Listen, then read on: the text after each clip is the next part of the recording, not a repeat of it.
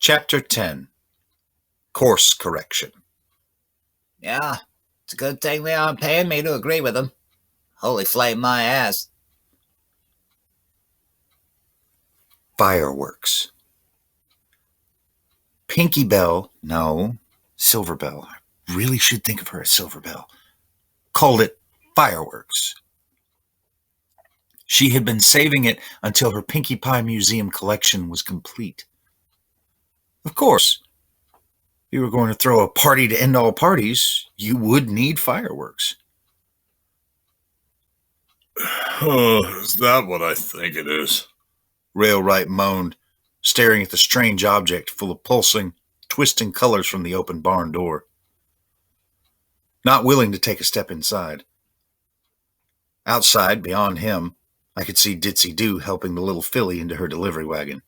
I deliver absolutely everything, was emblazoned on the side, along with the constellation of circles that I supposed was the Ghoul Pony's trademark. Watcher had come through again. A sprite bot had silently wandered into the farm deep into the night. Watcher was keeping an eye out for us, my slightly creepy guardian stranger. It had taken considerably less persuading to get Watcher to contact Ditzy Doo again for help. Maybe it was because Velvet Remedy's warning had still been fresh in my head, and I had asked nicely, saying please this time. More likely, it was because Watcher had totally freaked out the moment I'd led the sprite bot into the barn. Watcher's panicked reaction to the object had been unexpected and frightening. Rather unlike Velvet Remedy's more refined freak-out when she met Ditzy Doo. Once I had assured her that the Ghoul Pony was a friend, and not a ravenous zombie pony like the herd which had chased us down yesterday, Velvet had smiled and acted perfectly polite. But she was still keeping her distance and giving the ghoul horrified looks. I think the medical pony inside of her was having an allergic reaction to the very existence of pony ghouls. I had expected Ditzy Doo's personal arrival. Silver Bell needed help, and we couldn't provide it ourselves. There was a possible place in Manhattan that could help the poor filly, if it still existed. But as my oh-so-uneventful trek across the equestrian wasteland had already proven, it was far too dangerous to drag some pony like Silver Bell along. She needed love and comfort, safety, and prolonged therapy. Wandering the wasteland wouldn't provide that, and another hostile encounter might scar her even worse. I worried that her pain and wounds were too deep to heal already. I couldn't risk that. And with the lack of alternatives, New Appaloosa was the only real option I saw. And with what I knew of Ditzy Doo, it would be hard to find some pony better to help her, outside of a professional psychiatrist pony. And I knew Ditzy Doo would really care about her. I had not expected Railwright to arrive on the wagon. And although he had seemed pleasant before, something about this visit felt foreboding. I turned away from him and back toward the strange object, careful to look slightly above and to the side of it rather than right into the swirling surface. Hey, yup. Calamity was standing just inside the bar, having pulled the door open. He, too, refused to get much closer, although out of reasonable caution rather than abject fear. That's a balefire bomb. Pinky Bell had an undetonated mega spell in her barn for fireworks.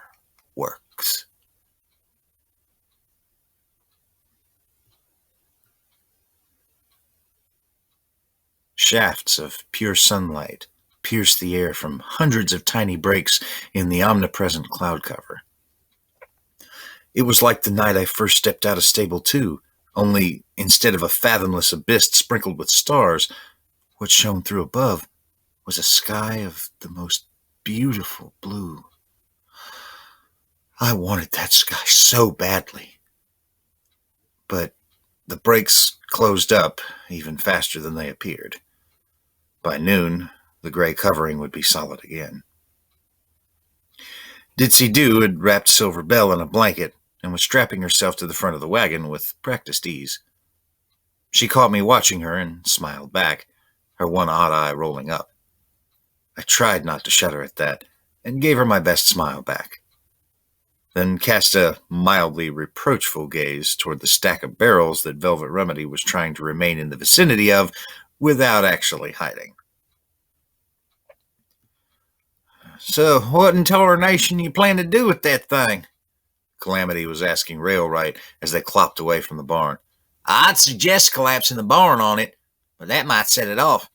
Hell, for all we know, moving it might set the goddamn thing off." Railright neighed. I have no idea. He held a hoof up to block Calamity. Y'all mind if I have a word with Little Pip? Alone, like? Calamity shrugged and trotted over to Ditsy Doo. Railright approached me. My sense of unease increased. "You know, you keep sending us folks. We're going to have to build a bigger town," he began casually, but I detected a stern tone underneath. "Well, I'm hoping to be freeing a lot more ponies from slavers," I admitted, thinking once again of Philadelphia. "But I'm only sending them to you because you're the kindest, most decent folk I've met so far." In all honesty, I was beginning to feel a little uncomfortable sending ponies to live in a town that had a history of trading with slavers. I only hoped the influx of mistreated slaver captives might swing their view. "Don't get me wrong. We admire what you're trying to do. You're out there saving lives, and there ain't no pony complaining about that. We'll give 'em a good home, and we'll see the little Philly and the others from old Appaloosa are cared for right." Here it comes, I thought. "But," Railright grimaced, "y'all are reckless and dangerous. You got 6 of our best trained ponies slaughtered, some of them being friends of mine for longer than I can remember. You destroyed one of our only functioning trains, and y'all pretty much set fire to any peaceful relations New Appaloosa had managed with the slavers. I'll have to be putting extra guard ponies on all the walls now, and we're going to need to be sending more guards with the caravans. Honestly, I'm worried if we got enough ammo in the town if they decide to take things out on us for what you ponies did." I fell back onto my haunches, ears flat. My heart was sinking. "So, I'm sorry to tell you this. I truly am. But y'all aren't exactly welcome back in New Appaloosa anymore. He tried to soften the blow. At least, not for a good long while." I felt a little numb.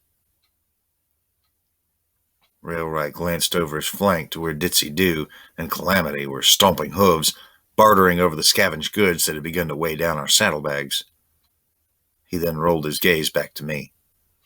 "Ditsy Doo has been damned insistent about trading with you, but I've convinced her to conduct a business with y'all at the gates."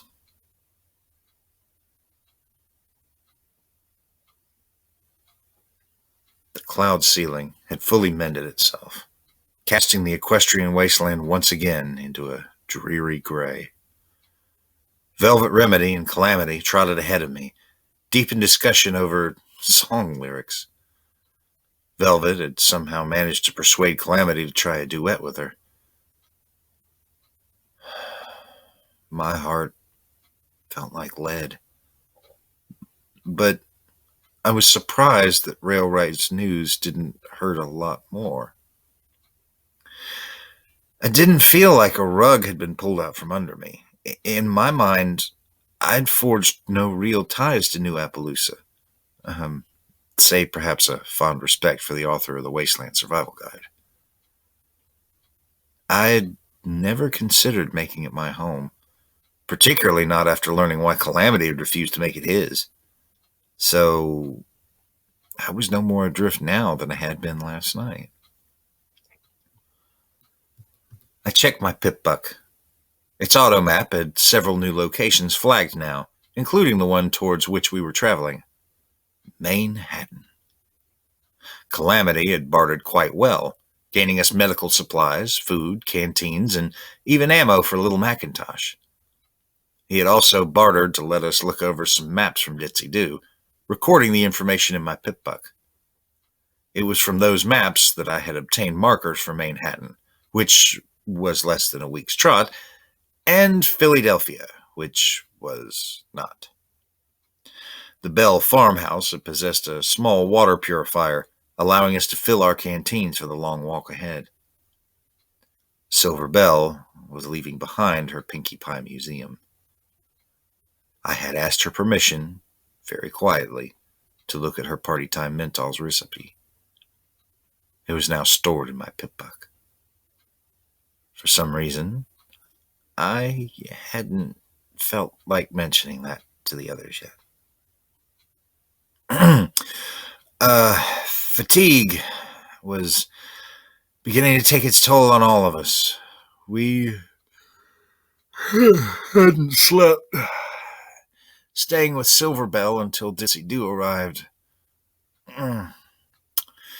Even when the filly cried herself into a nightmare-filled sleep, we'd stood vigil. In the distance, I could see a very narrow white tower rising up into the sky so high it pierced the clouds. Part of me was strongly tempted to divert toward it, just to have a look, but it was miles away and would add many hours to our trip. Instead, I'd try to sate my curiosity with the small series of buildings up ahead. I trotted faster to catch up to Calamity and Velvet. Velvet Remedy had paused in her songwriting, bothered by a question. Calamity, if the Pegasus ponies live in the clouds, what do they eat? Calamity answered nonchalantly. Oh, they grow their own food up there. He looked at her. Haven't you ever heard of cloud seeding? Velvet Remedy stared at him. To Calamity's credit, he held the deadpan expression for quite a few seconds before breaking into a grin. Velvet chuckled. Very funny. Fine, have your secrets. But one day, I'll expect a real answer. I tried to float my binoculars out to take a closer look at the buildings, but I was barely able to get past opening my saddlebags before my levitation was exhausted. By Luna's grace, I needed sleep. Calamity launched into the air, zooming forward to do an aerial sweep above the structures. He came back, looking grim. Raiders.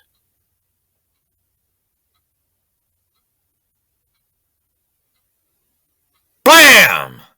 Another raider pony went down, most of her head splattering on the wall behind her, mixing with the graffiti. I dipped back behind the apple cart. The apples had long rotted away, and the raiders had taken to decorating it with pony skulls.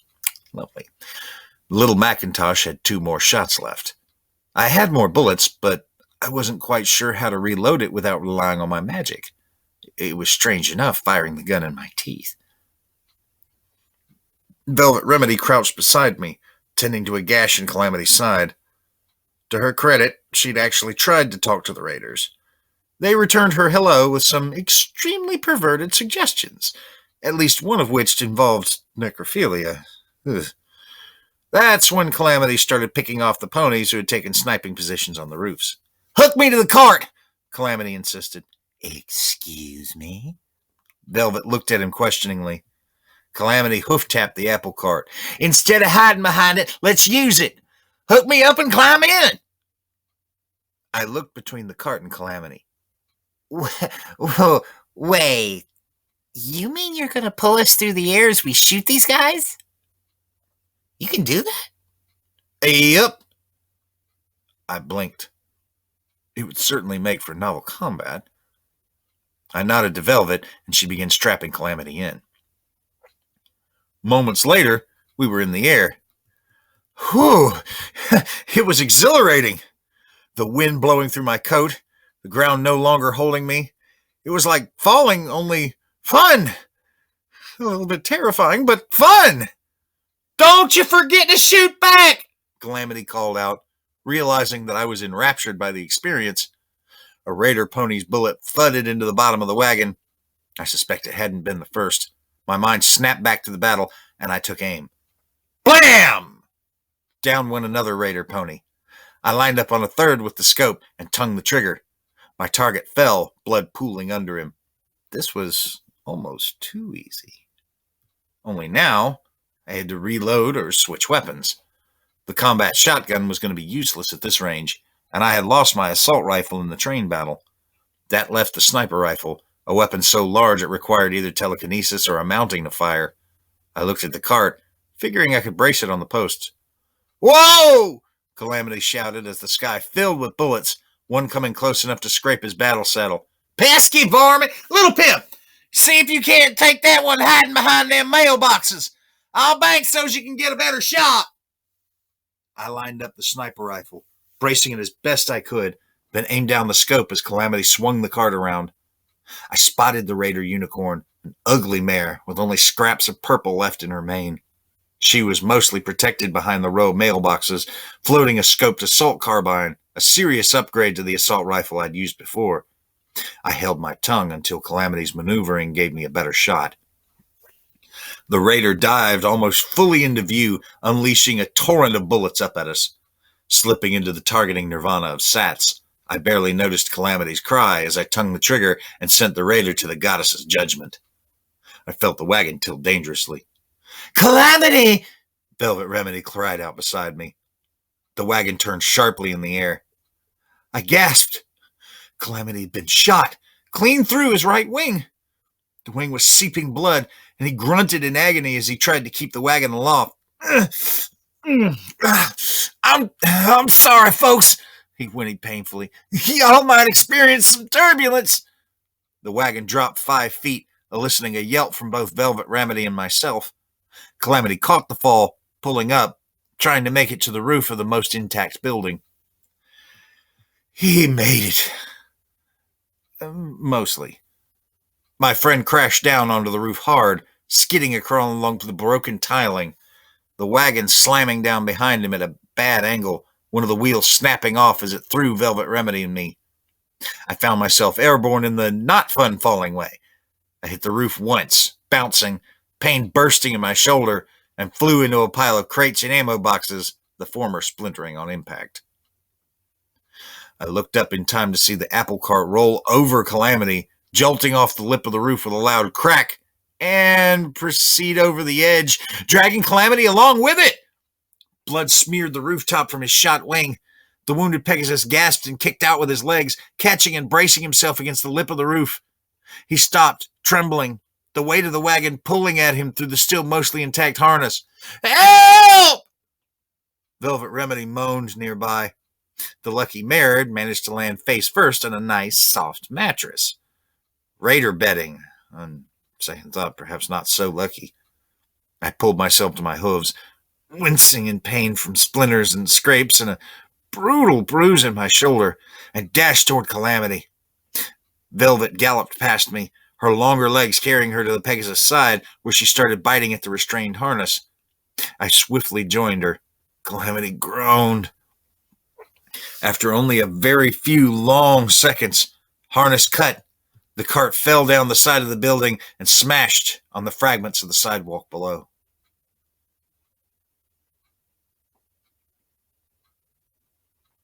Velvet Remedy knelt on the mattress, which she had tried flipping over to a less grossly stained side, only to be deterred by the colonies of bugs living underneath, and contemplated the memory orb we'd found in the wreckage of Ditsy Doo Deliveries.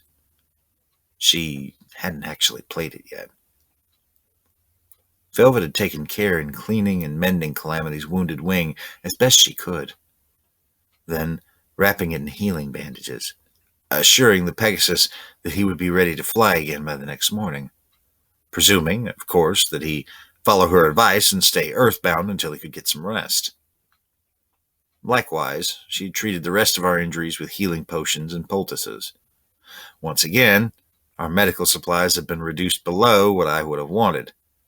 I was counting on scavenging more from the buildings. Surely the raiders had been hoarding some. There was a hatch down into the building. Moments after we'd cut the apple cart loose, a single raider pony had burst up out of it, armed with a metal rake whose tines had been sharpened into deadly claws. He was felled by a twin shot from Calamity's battle saddle. Even at the edge of passing out, Calamity was still a perfect shot. Why a balefire bomb? I asked as I reclaimed my sniper rifle, struggling to put it back into its harness without levitation.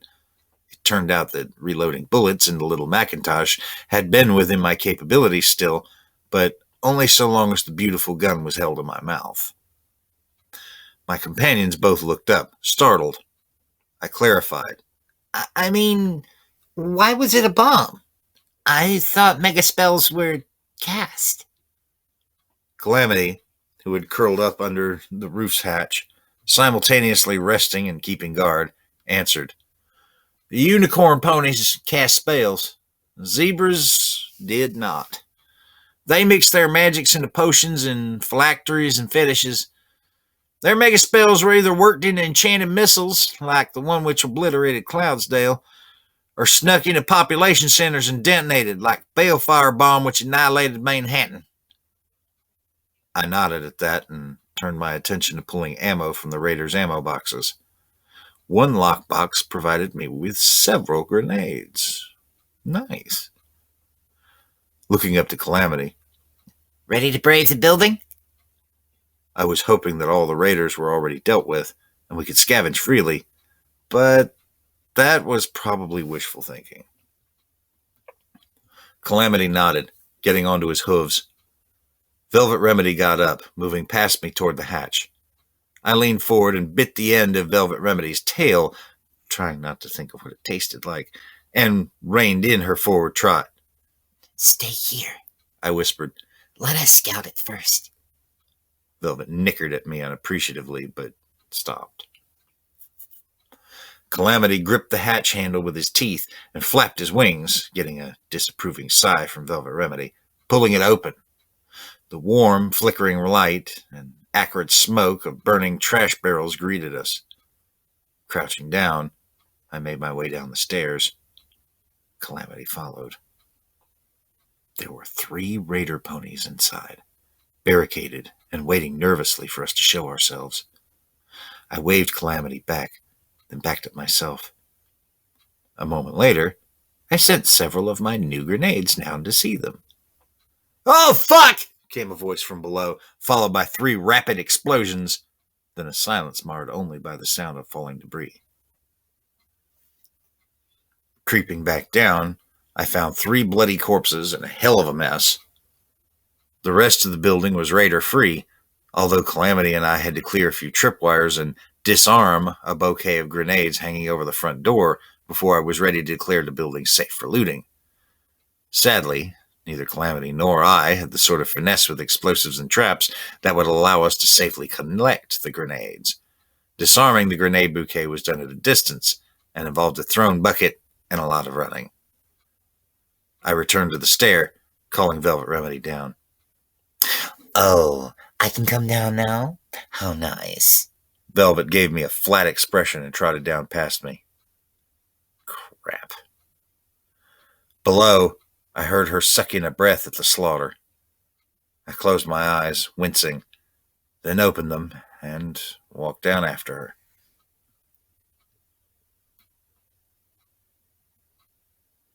The buildings had included a postal office, a grocery, and Equestrian Army recruit center. The last of those had taken a direct hit, leaving only 2 freestanding walls, one of which still boasted a large recruitment poster. You too can be a Steel Ranger, it proclaimed, with an image of a rearing pony, or at least a rearing pony-shaped suit of fully enclosed armor, complete with a shining lamp on its forehead, towering over a rock-strewn landscape littered with the dead, bloody zebras. The rest of the building had collapsed into a crater at the bottom. We had crash-landed on the roof of the post office.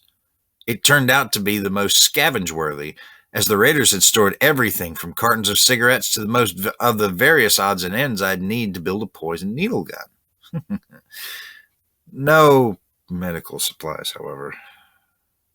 That hurt. The grocery had long been since looted of any foodstuffs, and the raiders had turned the interior into their camp. The disemboweled bodies of their victims hung from the ceilings between filthy mattresses and pots full of disgusting food. Pornographic and blasphemous graffiti covered everything.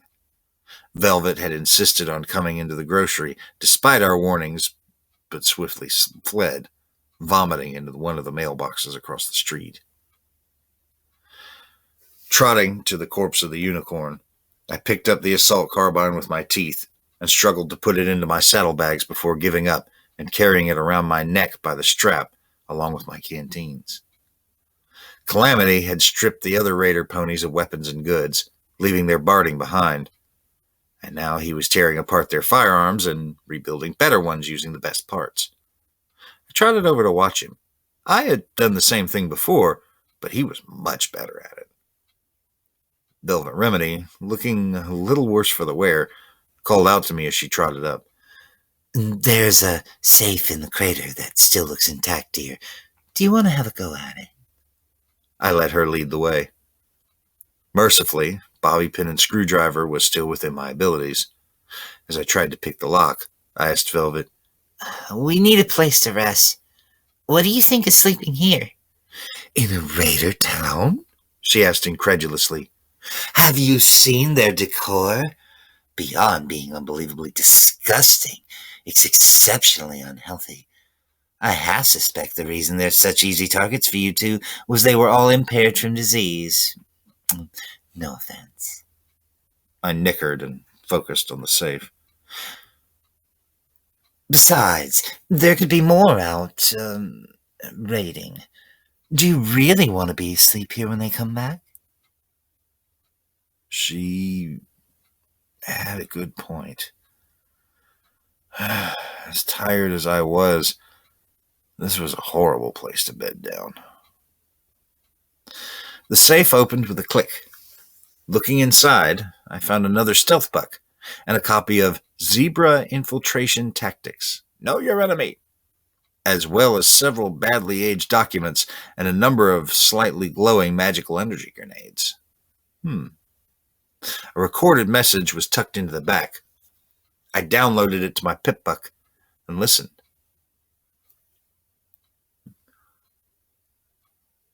I'm sending you one of the devices recovered from Shattered Hoof Ridge. Intelligence suggested that the zebras had developed invisibility spell fetishes, but this looks like something designed by the Ministry of Magic. It's even pip-buck compatible. I hate to say it, but it looks like we've got traitors in our midst. If some pony in MAS is leaking arcane technology to the zebras, the princess will need to take action. No voice I recognized, but this was the third ministry I now knew by name.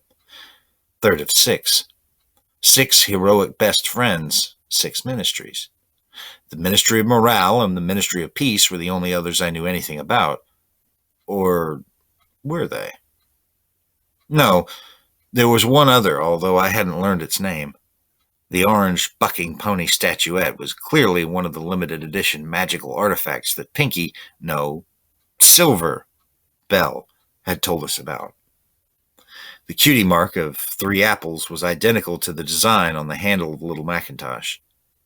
The fact that I could mentally draw a line from one of Watcher's heroines to a weapons factory guarded by pony-shaped robots with living brains in them made me cringe a little inside. I got the feeling I wasn't going to like a lot of what I was bound to learn about these ministries. At least the Ministry of Peace seemed benign.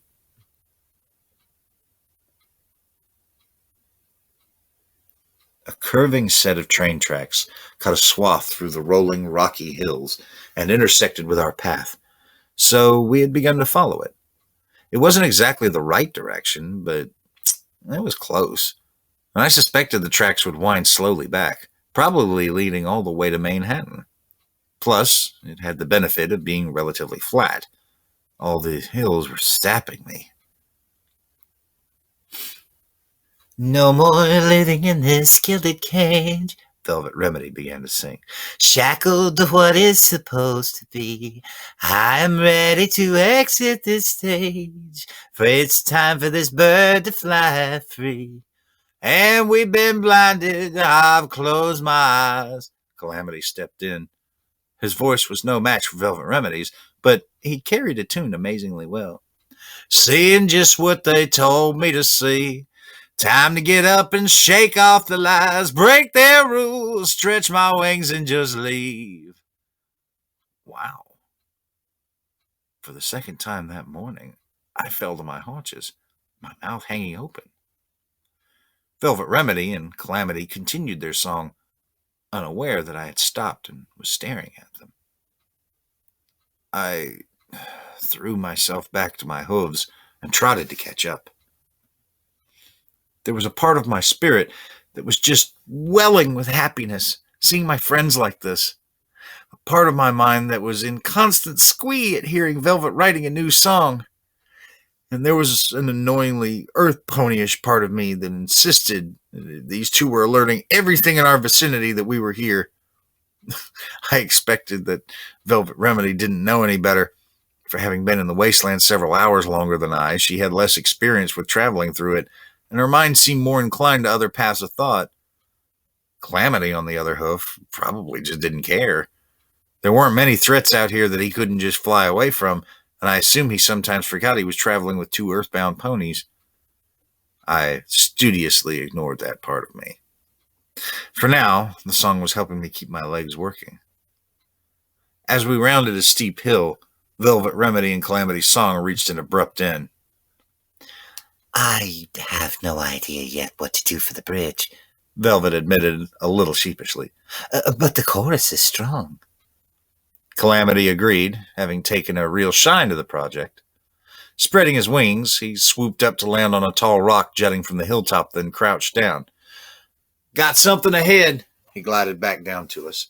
There's a batch of ponies clustered around a heap of vehicles all mashed together. Calamity checked the load on his battle saddle. Looked like they could be raiders. Look like? I said warningly. Calamity paused, blushing. Yeah. Well, better to approach cautiously. Safer rather than sorrier and all that. Fortunately, they ain't seen us yet, so. You sure about that, pony? Said a gravely voice from the air above us. The armored griffin thudded down in front of us in a battle stance, talons sharp as razors, a jagged scar running up her beak and across where her left eye had once been, and a tri-barreled magical energy shotgun in a quick-draw holster under her breast.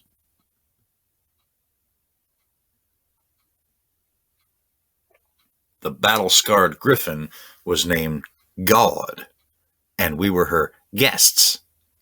I must admit, I found her impressive. God marched us up the tracks toward what my pip-buck labeled Junction R7. Calamity's heap of vehicles turned out to be an old, rusted train and a stack of wagons forming a barricade over the tracks.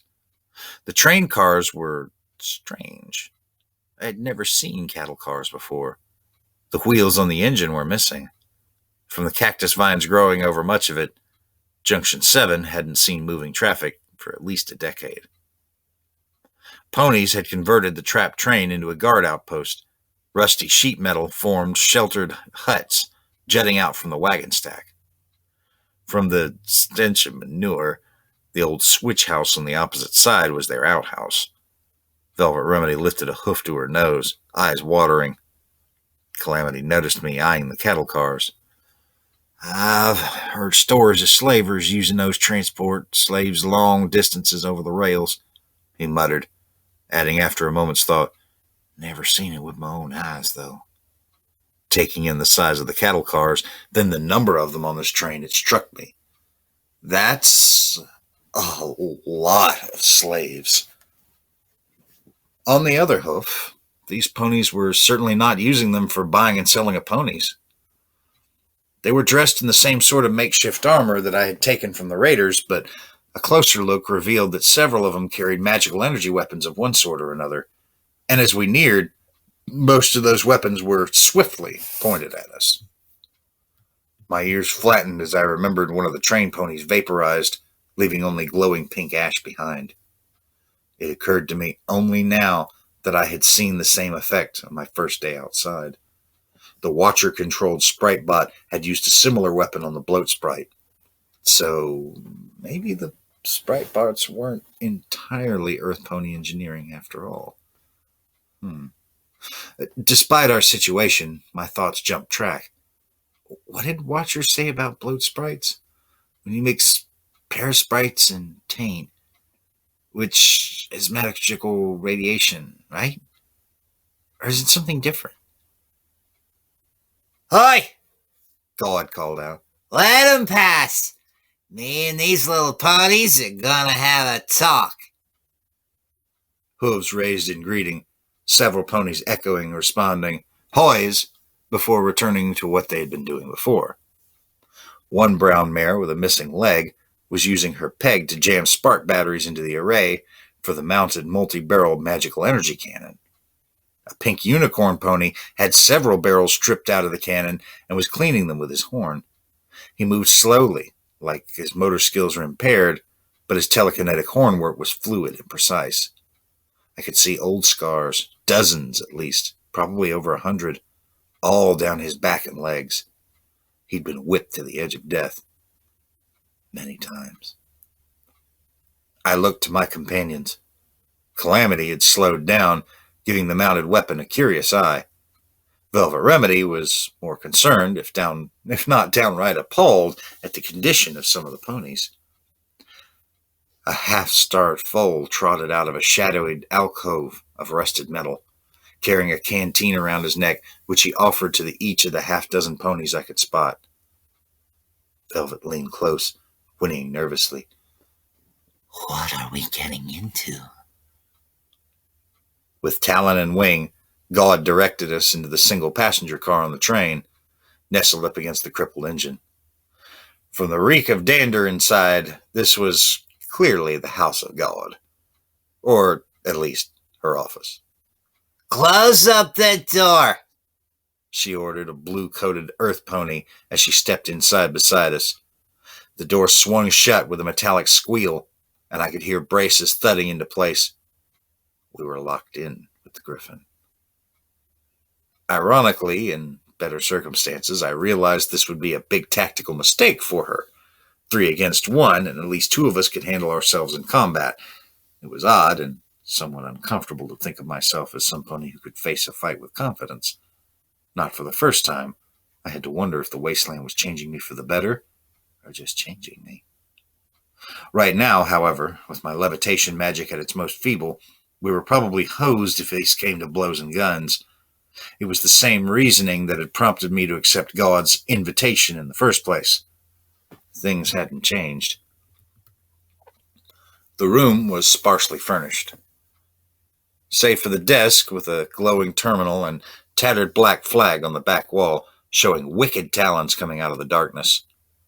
God strutted around behind the desk, placed her talons on it, and faced us. I shook my head, trying to clear the webs of too little sleep, when I caught myself musing that she'd look really attractive if she was a little closer to my age and, well, a pony. First things first, God glowered at the 3 of us. Who are you ponies and who do you work for?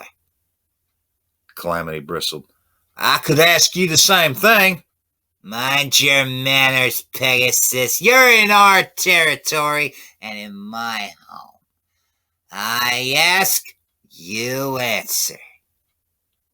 I put a steadying hoof on Calamity's flank, indicating that this was okay. Stepping forward. I'm Little Pip.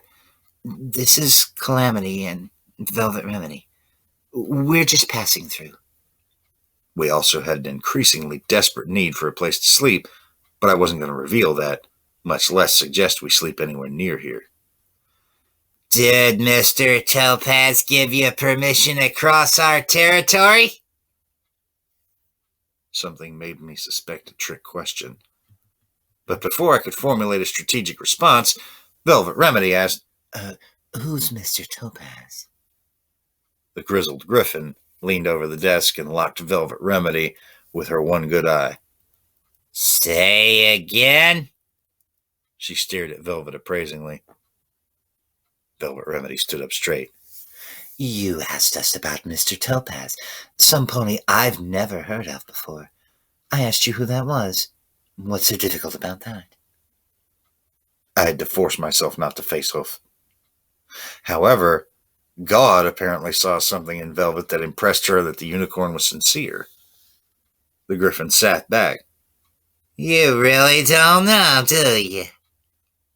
A smile slowly crossed her beak, her scar turning it into something unpleasant. Well, now, isn't that interesting? She tapped her talon tips together as she considered us. Well, Velvet Remedy prompted. God leaned back, smiling quite a lot now. Mr. Topaz is the Lord and Master of Shattered Hoof and all the territories adjacent. Calamity nickered. Ha ha, call horse apples. This ain't anywhere close to Shattered Hoof Ridge. God rolled her eyes. No. But you're less than half an hour's flight from Shattered Hoof, the rock-breaking compound, which is named after Shattered Hoof, the battle. Rock-breaking compound. God face-winged. Really? Surely you understand rock-breaking? She stared out at uncomprehending faces, then sighed. Sometimes rocks have gems in them. Unless you got a unicorn who can tell you which ones do and which ones don't, you gotta break them open to see what's inside. For crying out loud, you had to have passed at least one of the rock farms in order to get here. Velvet Remedy raised an eyebrow, confused. How do you farm rocks? Easy. You pick a plot of land where rocks have shown a higher likelihood of hiding gems, and you farm them. We were clearly not impressing the Griffin with our ignorance. Waving a talon. Some ponies even used to rotate the rocks around from one field to the other, help improve chances of gems. That doesn't make any sense, I blurted, interrupting. It wasn't like the gems grew in the rocks like seeds, after all. My mind twinged. Calamity only made it worse by suggesting, I think it's tradition. Well, it's a stupid tradition, I argued back. These are rocks. Gems aren't magical. A rock isn't going to be any more likely to have gems in it if you give the rock loving care or extra sunlight or better dirt to sit on. Well, gems could be magical. I mean, how many magical artifacts use gems? You need gems to build magical energy weapons. They use them to focus and amplify the energies. I stared. First, that was way more technical expertise on anything related to the arcane sciences than I ever expected from Calamity. Second, it had never actually occurred to me that gems might be magical. God sat in front of us, impatiently waiting. After a silent pause, I turned back to her. I think we're done now. Please continue.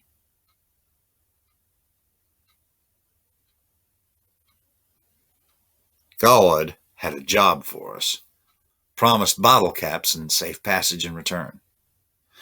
Naturally, we had some questions, starting with, Why us? Because you ponies aren't from around here. You got no loyalties to any of the people hereabouts, and that makes you free to operate where I can't. Do a number of things that Mr. Topaz's employ couldn't get away with. She gave us a narrow look. You getting me? I nodded slowly. You want us to do something that you can't do without being disloyal to Mr. Topaz. But isn't it still disloyal to hire somebody else to do your dirty work? Velvet Remedy questioned. God glowered. Now look here. I've only two loyalties. To the contract and to bottle caps. And in that order. She leaned back, looking over her shoulder at the flag behind her. My old crew learned that when they decided to take up Red Eye's offer and turn over the caravan we were hired to protect Red Eye's slavers. She turned back to us. Talents don't break contracts, not even for barrels of caps. They learned that the hard way when I shot them in the back. Her smile turned grim. It was a point of honor. Shooting your friends in the back didn't sound like any code of honor I could understand. Still, God's words opened up a whole new flood of questions from us, stampeding one after the other. God was gracious enough for a little while to answer. Red Eye, that guy on the Sprite bots, he runs the slavers? Yeah, ironic, isn't it? He preaches all that horse shit about peace and unity and building a better tomorrow. And he's been building it on the backs of hundreds of slaves. I can't understand how so many of you ponies buy into his hypocritical rubbish. But Griffins don't. Hell no. He couldn't pay me enough to make me bite into his poison apple. God grimaced, adding, Not that he's offering.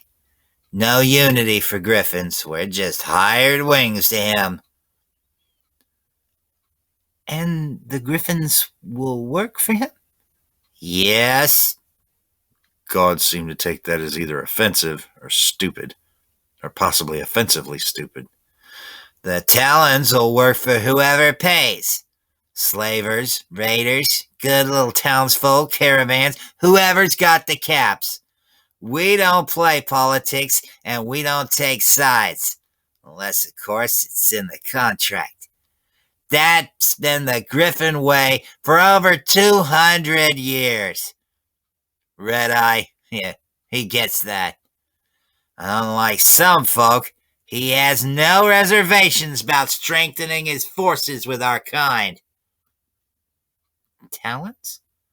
The Talons, God boasted, looking back at the flag, have been the best mercs in the Equestrian wasteland since before Equestria was a wasteland. She thumped her armor proudly. Can't hire yourself any better. Why does... But God had finally reached the end of her conversational composure. Enough. I'm not your fucking teacher. I'm the one who's hiring you to perform a service. Get it done and done right. You can ask me everything you want as I lead you safely out of here. I looked to my companions. The chore itself shouldn't be too hard. It was, after all, right in my skill set. I barely need the magic I barely had. God clicked her talons together again. Oh, one last thing. Why did I know it wasn't going to be like this? What? Collateral. God smiled, a cold and friendless smile. Not that I don't trust you, but I need to make sure you don't plan to march in there and tell Deadeyes all about our little arrangement. So, one of you is staying behind with me. Oh, hell no, Calamity all growled. Or maybe instead, I suggested reasonably, you could sit on my horn and spin. God actually smirked at that. She opened her talons in a wave. If you decide you don't want the job, you're free to go. I'll just have the ponies outside open up that door, and tell 'em you're not under my protection no more. She raised an eyebrow, pretending to give us time to mull over the non-choice. You do the job, this is the way you do it. Okay, not so attractive. I glared at the griffin. Fine, you can have me. I winced a moment later and clarified. As your prisoner. God contemplated that for less than a moment. No. A razor-sharp talon jabbed in the air in Velvet Remedy's direction. She'll stay. My mind echoes Calamity's words. Oh, hell no. I opened my mouth, expecting the stream of profanity working its way to my tongue would be a shock even to a raider. But Velvet Remedy preempted me. Agreed. What? I turned toward her aghast. Velvet nearly nodded. There are ponies here that I might be able to tend to, and your special skills are needed for this undertaking. Wait, God interrupted. Tend to? Don't tell me you're another preacher. Velvet Remedy fixed the griffin with a stare of her own. Maybe you should have asked more about me before insisting that I stay here with you.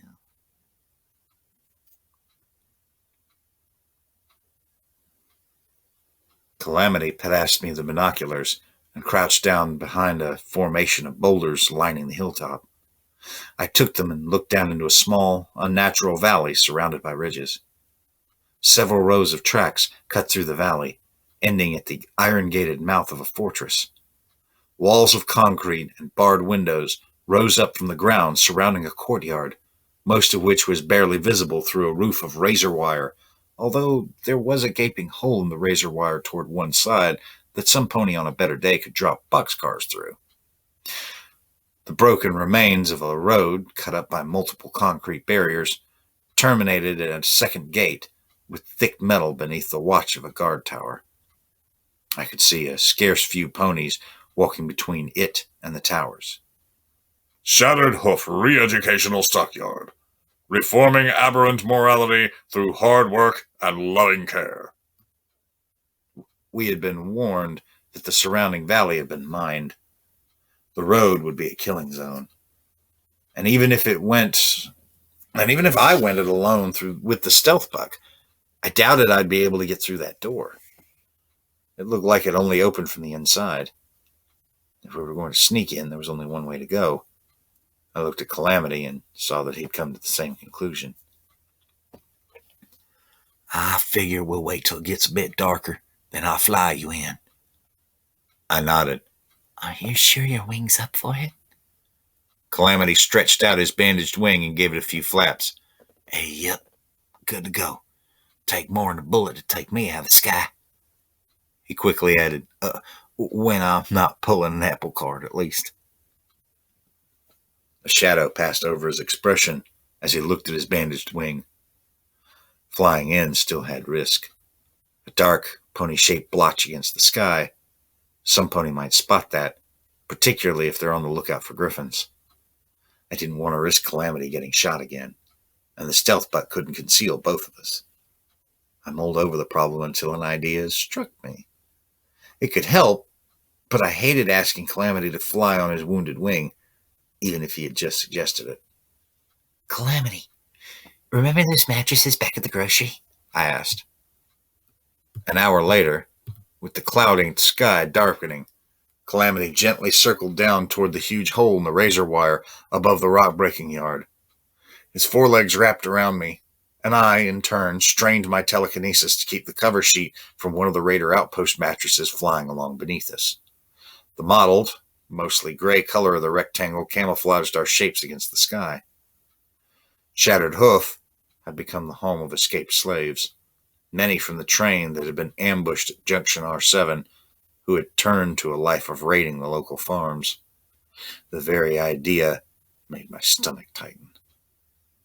Having fought to save several captured ponies, risked my life and those of my friends, not to mention the lives of innocent train ponies, to give them freedom, the mere idea that some former slaves would turn to the most vile sorts of barbarism made my skin want to tear itself off. Their leader was a pony named Deadeyes, who spoke for a supposedly higher pony whom no one but Deadeyes had ever seen, Mr. Topaz. It was for Mr. Topaz that Deadeyes organized raiding parties out of Shattered Hoof and kept the rock-breaking yards in operation.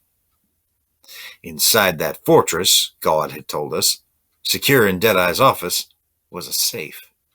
In the safe was a ledger. God wanted it. She didn't say why. Honestly, I had my own reasons for wanting to take a look at that. Deftly, Calamity arrowed through the torn section of razor wire and landed us gently at one edge of the yard. You see? He whispered cockily. Nothing to it. Not more than a heartbeat later, 2 Shattered Hoof raiders trotted by. Calamity and I backed into the shadows, and I pulled the mattress to cover us. We held our breaths. Did you hear something? I heard one ask the other. Yeah, my stomach growling. They seemed to pause there for several seconds. The stench creeping off the fabric began to make my eyes water and my stomach twist in knots. I was afraid I would sneeze or vomit. Finally, I heard their hooves clop away. Tossing the wretched cover aside, I sucked in fresh air. Then Calamity and I slid along the wall to the first door we could find. It was locked. That didn't last long.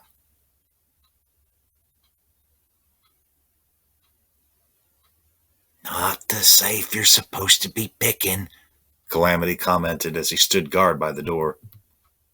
We'd managed to break into the visitors center of the re-educational... Look, let's face it, prison. The posters on the walls had pictures of smiling, happy ponies bucking at rocks and revealing beautiful gems, or carrying said gems to facility matrons who just glowed with approval. Here we teach those poor ponies who have lost their way how to reconnect with pony kind, one banner boasted. Another, it's not long before our guests find themselves taking pride in good, hard work that supports the war effort. There simply weren't enough face hoofs in the world to express my feelings. 2 vending machines stood side by side next to Calamity, their lights flickering. Both had been pried open and emptied of Sparkle Cola and Sunrise Sarsaparilla, respectively, the latter machine bearing the image of a goddess Celestia raising the sun over happy Sarsaparilla drinkers. We had, however, managed to loot a fair bit of old pre-war coins from both machines. It'll just take a moment, I replied, floating up bobby pin and screwdriver. The safe I was working on was not Deadeye's. It was the storage safe for valuables in the visitor center lost and found. This part of the building didn't even connect internally to the prison proper. We would have to brave the yard again and try another door. Calamity shook his head. Honestly, I don't feel right. I don't know why we're doing this. Ain't we helping raiders? I paused. The feeling had occurred to me, too. We're doing this because we're not in any condition to fight these people. It would be tough if we fully rested and healthy. I took a deep breath. Plus, this is a chance to dig a little into what's going on. I don't really care about what's going on in Raider Camp, except for how I can put a stop to it. I turned to Calamity and shook my head. No, not just here, everywhere. I was beginning to put together something in my head that I didn't much like. I've been seeing things that suggest that this isn't situation normal for the Equestrian wasteland. My first night outside, I was captured by slavers. They marched right up to a raider bridge expecting to pay a toll. Instead, the raiders started shooting. At the time, I just took it as luck, but I don't think so anymore. Calamity gave me a considering look, weighing the ideas I was putting forth. That pseudo-goddess at Old Appaloosa, she was new. The slavers there hadn't seen anything like her before, but some pony named Stern sent that bitch here from Philadelphia to oversee things. And that happened, a week or 2 ago? I returned my focus to the safe. Something's going on out here, and that pony Red Eye's at the center of it. Whatever it is, it's been building up for a long time. I searched for the right words. With a mental lightning flash, they came to me. It's like a river in a storm. It's just now on the verge of breaking its banks and flooding everything. Calamity sat down, tipping his hat back as he gave that good pondering. I suppose that makes sense. Calamity chuckled. Besides, how often can I say I'm on a mission from don't? Calamity nickered. I guess not even once. My bobby pin broke. Slipping out another, I tried again. I had a distinct urge to see the contents of this safe based on one of the last pre-war entries in the visitor center terminal. The terminal itself had been encrypted so tightly that the Shattered Hoof raiders had never been able to access it. Entry 42. Just got word that Shattered Hoof will be closing down the visitor center portion of this facility. The Ministry of Morale has decreed that the friends and family of ponies who have been determined guilty of sedition or treason will no longer have the right to visit our guests until rehabilitation is deemed complete, for fear that our guests might spread their poison to the loved ones. As such, this is going to be my last entry. Fortunately, the severance package will be generous. I plan to take my family, move to Cloudsdale. The world below is just a little too ugly for me to be raising my folks in. We've done our best to contact ponies with items still in the lost and found, and most of what remains will be mailed out today. Unfortunately, we've had no luck reaching our recent guest entertainer. Sweetie Belle has apparently fallen off the face of Equestria. I've taken care to store her belongings in the safe. It amuses me that we shut this office down just after we repainted. If some pony had said something sooner, we could have saved ourselves a lot of trouble, not to mention Tiara's new dress, although the rest of us are upset about that. That mare is unbearable. It cost me a bobby pin, but the safe finally opened. I would discover later, to my chagrin, that I could have just opened it via the terminal had I been more patient. Inside was a single package. Carefully, I pulled it out with my teeth and set it on the ground. I gave a tug on the drawstring with my teeth and opened it easily. I was stunned to see a statuette of a jaw-droppingly gorgeous white unicorn with a sensual purple mane and tail and a darling 3-gem cutie mark. There were other things in the package too, but I totally forgot about them. Are you done visually molesting that statue, girl? Calamity's words disrupted my reverie. He looked impatient. I blushed hotly.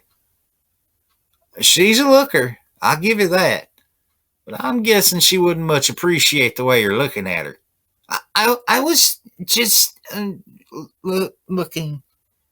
I stammered, then focused all my energy to floating up the statue and slipping it into my bag. I knew I was risking burning myself out completely, but I just had to keep her. And I didn't want to risk marring the statuette with my teeth. The statuette trembled, not wanting to rise from the ground. Then I felt a surge of magical energy, and the statuette floated up gracefully. Whatever blessing this one had bestowed, it had rejuvenated my horn. Just a little, but enough to float the statuette and even a little Macintosh. I turned the hot, gorgeous mare around in the air until I could read the engraving. Be unwavering. Footnote, level up. New perk, Stable Shot. Your attacks are smooth, graceful, and precise. You have a higher chance to score a critical hit on an opponent in combat, equivalent to 5 extra points of luck.